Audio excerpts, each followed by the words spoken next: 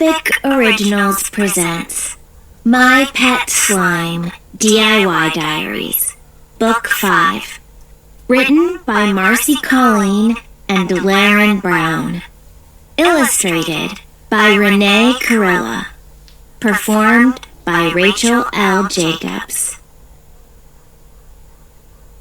No peeking. These are the classified thoughts of Piper McLean. Thank you. Dear Diary, Piper and Cosmo here. I wish I could say that the weather report has changed, but it hasn't. I've been checking meteorologist Marisol's website every day, and there's not a single flake of snow in the forecast. It's going to be a beautiful sunny week. Meteorologist Marisol says Sunday, 32 degrees. Monday, 30 degrees. Tuesday, 29 degrees. Wednesday, 16 degrees. Thursday, 15 degrees. Without snow, the big annual neighborhood snow person extravaganza, my absolute favorite winter event, will have to be canceled. My plans for the ultimate snow person are melting away, and Cosmo's first winter won't be as magical as I'd hoped. Yesterday, I went door to door and delivered the extravaganza announcement snow globes that Cosmo and I made. Everyone liked them, and people kept calling me the neighborhood artist. That's Pipe Cleaner McLean for you, said Danny Fredericks. Pipe Cleaner McLean. He gave me that nickname a long time ago because I'm always making something crafty, often with pipe cleaners. At first, I thought the nickname was kinda annoying, but now I like it. Mr. Harrison loved his snow globe with the pink plastic cactus. He displayed it on his fireplace mantle right away.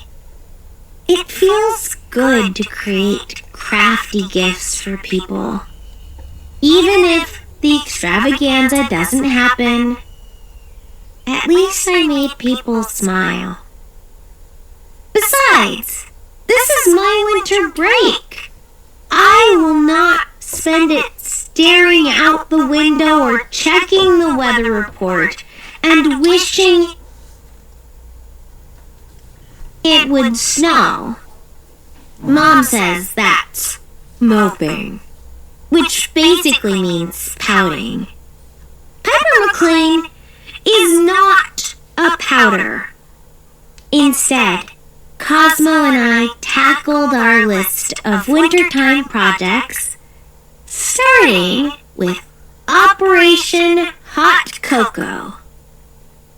Operation Hot Cocoa!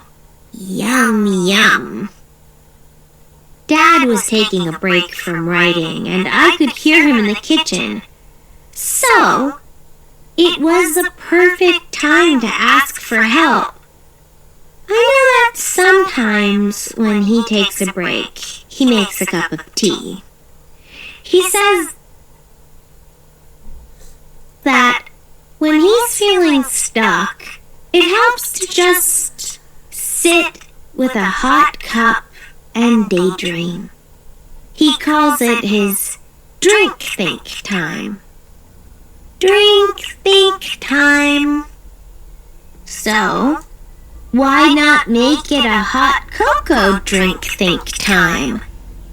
It just might lead to some sweet results. If you ask me, hot cocoa is an essential drink when it's cold outside. But I'm allergic to dairy, so I can't use cow's milk. And water just makes it taste, well, watery. So I used oat milk and coconut whipped cream. It was so creamy and delicious. Piper's dairy-free creamy hot cocoa. 1/4 cup unsweetened cocoa powder. 1/2 cup granulated sugar. 1/3 cup hot water. 1/8 teaspoon salt. Weird, I know, but it makes the chocolate taste chocolatier and balances the sweetness of the sugar and the bitterness of the cocoa powder. 4 cups oat milk. 1 teaspoon vanilla extract. A big, huge swirl of coconut whipped cream. I'd say this is optional, but for me, it's a necessity. I put the cocoa, sugar, water, and salt into a saucepan, and Dad brought it to a simmer on the stove. He let me stir it constantly until it was smooth. Then, he turned down the heat, and I stirred in the oat milk. We were careful not to let it boil. Dad removed the pan from the heat, and Cosmo stirred in the vanilla. We poured the cocoa into 3 mugs, then topped it with whipped cream.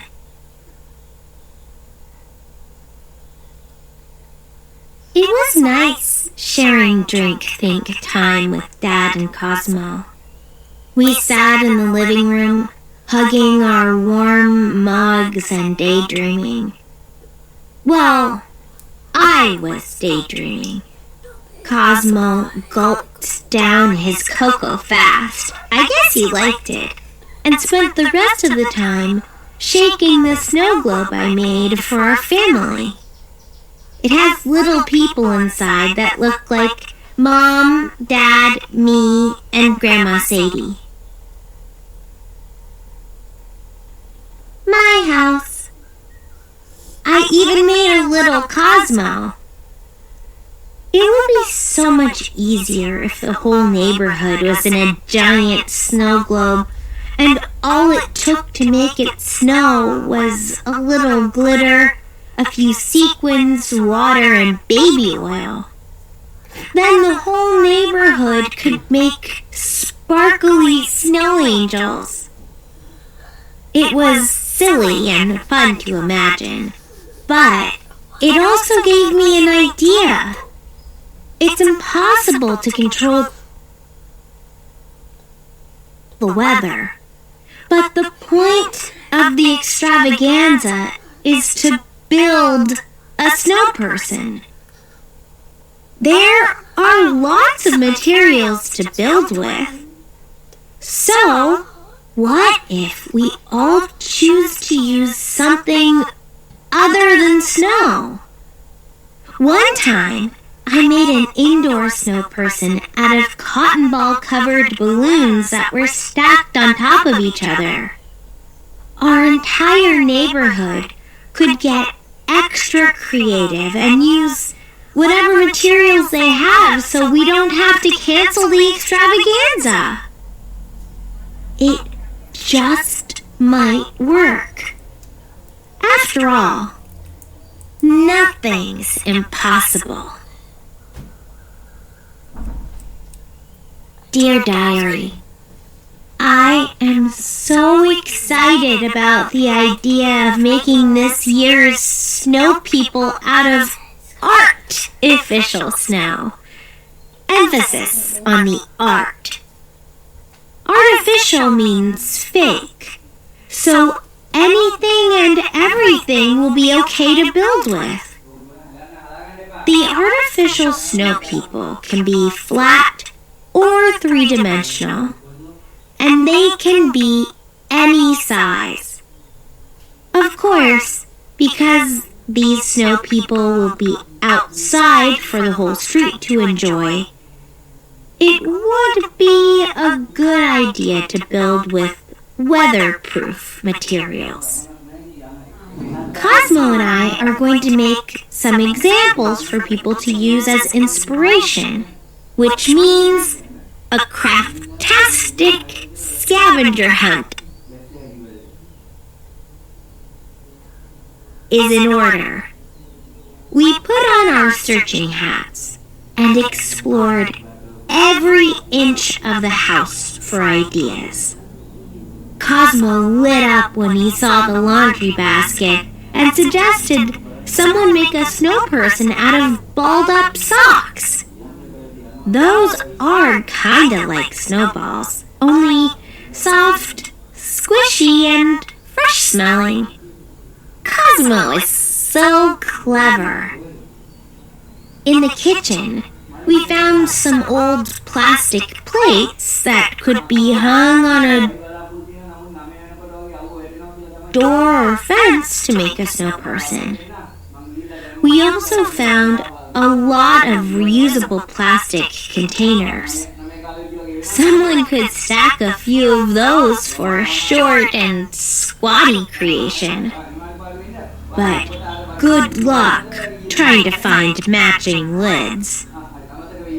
The recycling bin had some other good possibilities, from empty milk jugs to large tin cans. All they'd need is a little paint and pizzazz. Cosmo also found some white garbage bags that could be stuffed and decorated. Talk about a creative idea, turning trash into art. And we found a round white plastic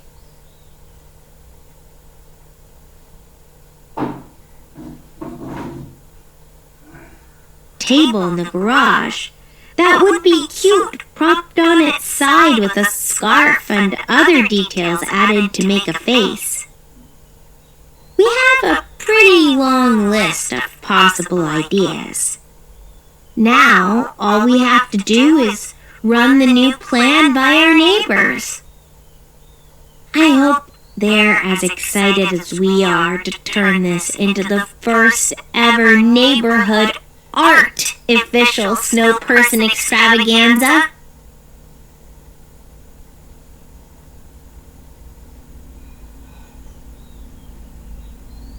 Dear Diary, Cosmo and I created a new announcement for the extravaganza. But this time, Mom helped us post it on the neighborhood message board.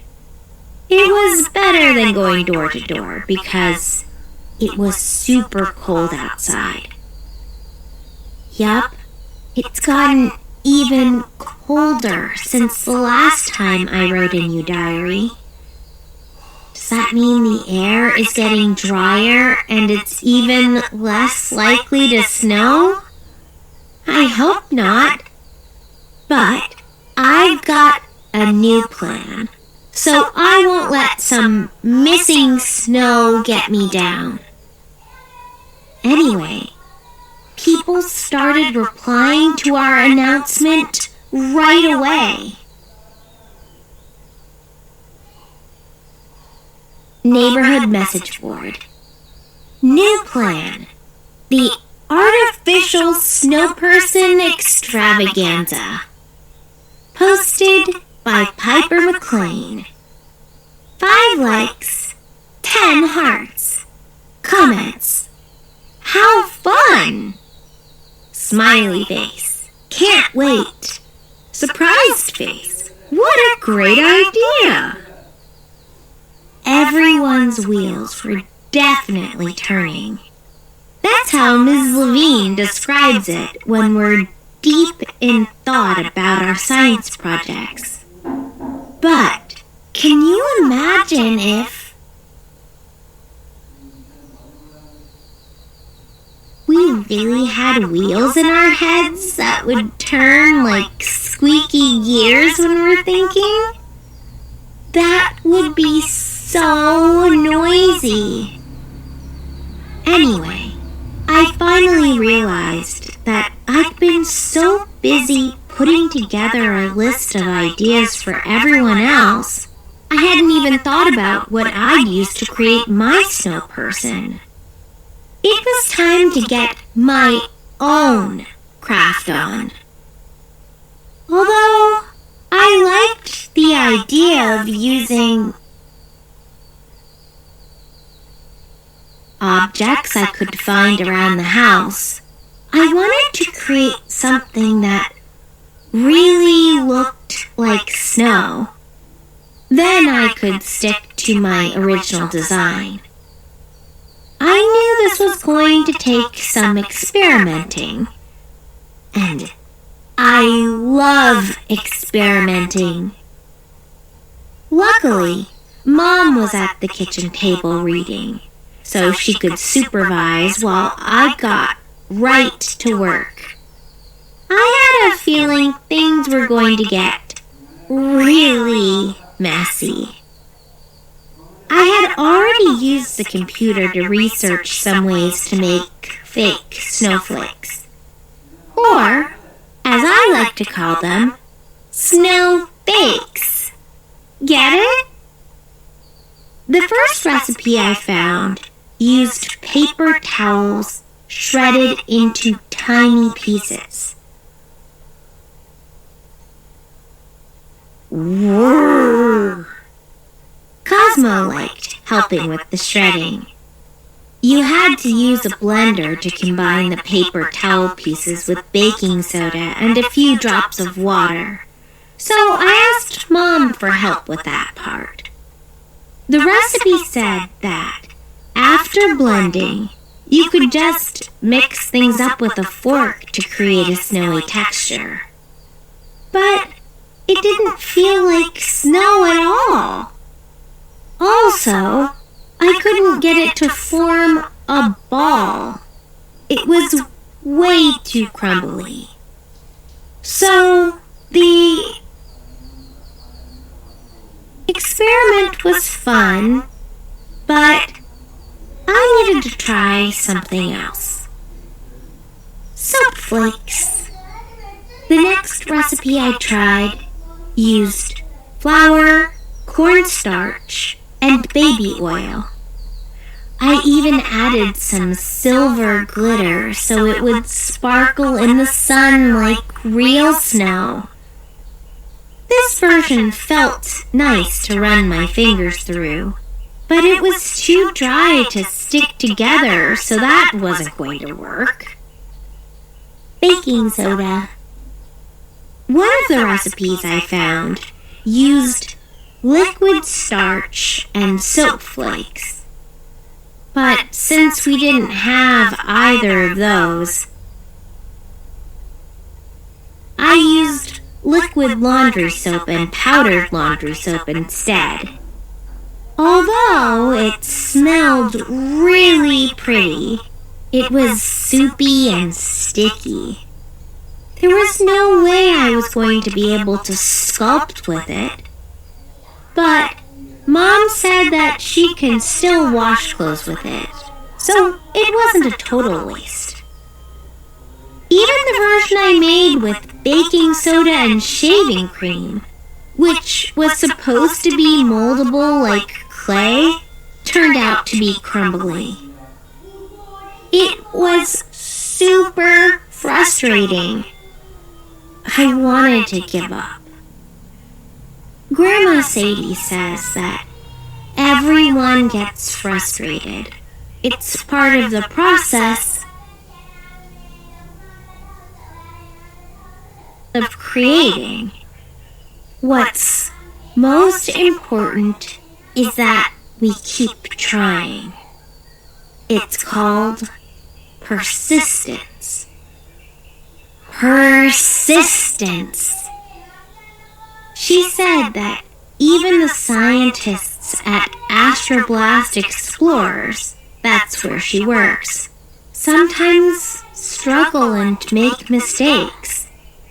One time they set off on a mission and went in the totally wrong direction. Can you imagine that? I mean, there are no road signs in outer space, so I guess it makes sense that you could take a wrong turn somewhere. After dinner, I'll get back to it. But right now, my brain could use some fuel. It's been working extra hard. I think you should have taken a left turn back there, Fred. Dear Diary, it's amazing how taking a break from a creative problem can help you get unstuck. After spending a really frustrating afternoon making a bunch of versions of fake snow that didn't work, I cleaned up the kitchen and helped Dad get dinner ready. We were having beef stew, which had been simmering in the slow cooker all day long. All we needed to do was make the mashed potatoes. We make them with vegetable stock instead of butter and milk, so they're dairy-free and I can eat them. Once the potatoes were boiled and ready, it was time for me to mush and squish them. This is always my favorite part. But today, it reminded me of my not-so-great fake snow experiments. I started imagining making a snow person out of mashed potatoes. The birds and squirrels might like that, but I'd rather not let anyone take a chomp out of my creation. After the potatoes were all mashed, my arm was a little achy and needed a rest. It reminded me of how my arm feels when Mom and I make homemade modeling clay. That's when I had my best idea yet. What I need for my snow person is a material that can be sculpted. All the fake snow recipes I tried were either too dry or too lumpy or too sticky.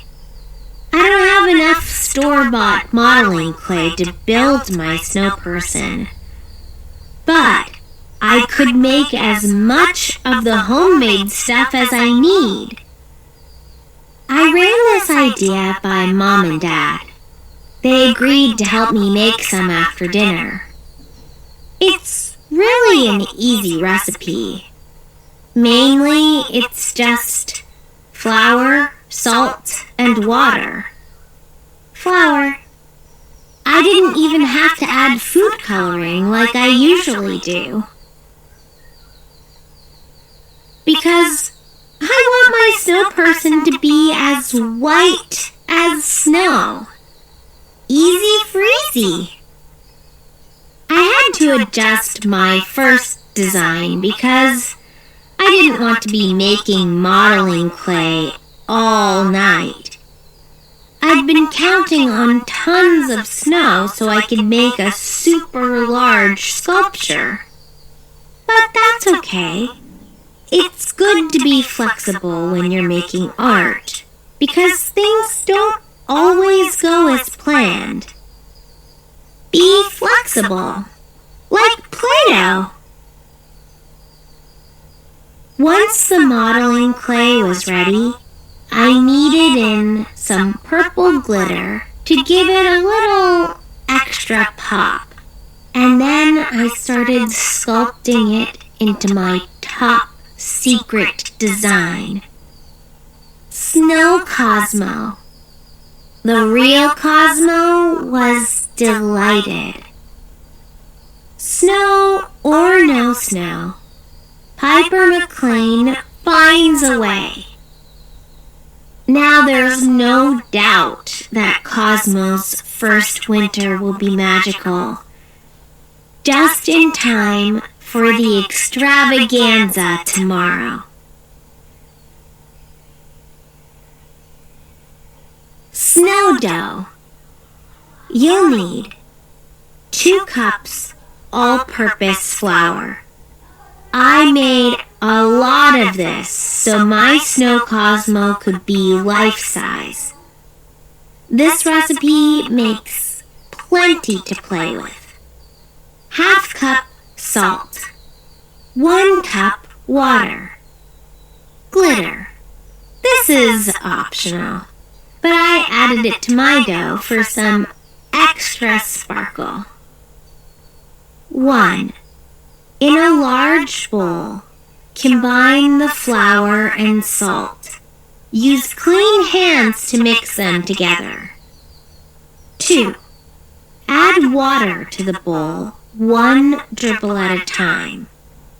Mix after each addition until it starts to form a dough. Once that happens, add a little more water. Press the dough down, fold it over, and press and fold some more. That's called kneading. If you're adding glitter, now's the time to knead that in too. 3. When the dough feels squeezable, try rolling it into a ball. If the ball holds its shape, your dough is almost ready. Keep kneading until the dough is nice and smooth. If it's too soft and the ball sags, knead in more flour, 1 spoonful at a time until the dough is firm. If it's too sticky to work with, add more salt a pinch at a time. 4. When your snow dough is ready, you can play with it right away and let it air dry in the shapes you sculpt. Or store your dough in an airtight container in the refrigerator for up to 2 weeks.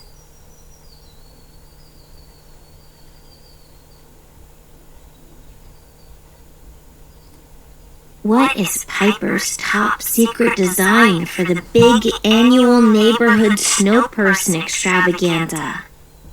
Find out in my Pet Slime DIY Diaries, Book 6.